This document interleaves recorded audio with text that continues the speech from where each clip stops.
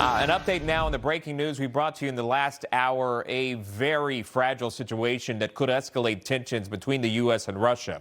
Newsmax now confirming that the U.S. military and Coast Guard have seized an oil tanker linked to Venezuela that may now be a Russian flagged ship. It also may be guarded by Russian submarines. And we're just getting some brand new video of the operation and some of the footage, the photographs, as you see here, of this chopper pulling up to what seems to be the rig in this photo. U.S. forces landing helicopters on the deck of this disputed ship. We have our national security correspondent, Carla Babb, live in Washington with the details and what we're learning this hour. Carla, good morning to you.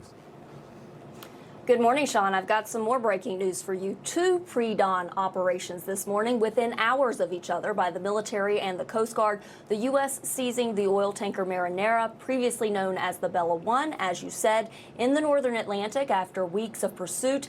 And a Ghost Fleet tanker, Sophia, was apprehended in the Caribbean without incident. Now, the Homeland Security Secretary, Kristi Noem, posting on X the news and warning the world's criminals are on notice. You can run, but you can't hide. The U.S. Coast Guard now escorting the Sophia to the U.S. for final disposition. A U.S. official telling me it was sanctioned for its role in smuggling illicit oil and was flying a false flag at the time of the intercept.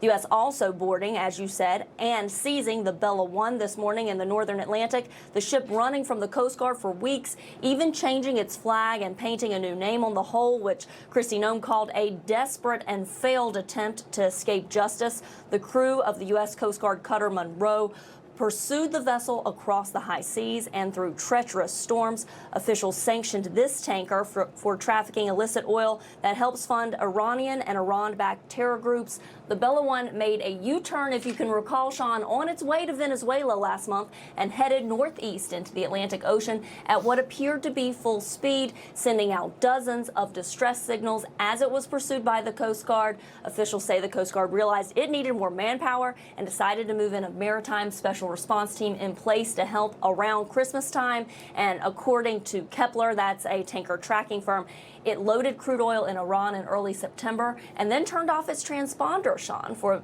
near the Strait of Hormuz for about 2 months. When it came back online in about the same spot, it no longer had any oil. Kepler says that suggests it likely illegally transferred that oil to other vessels. So, Sean, we're at four vessels, sanctioned vessels, seized by the United States. Yeah.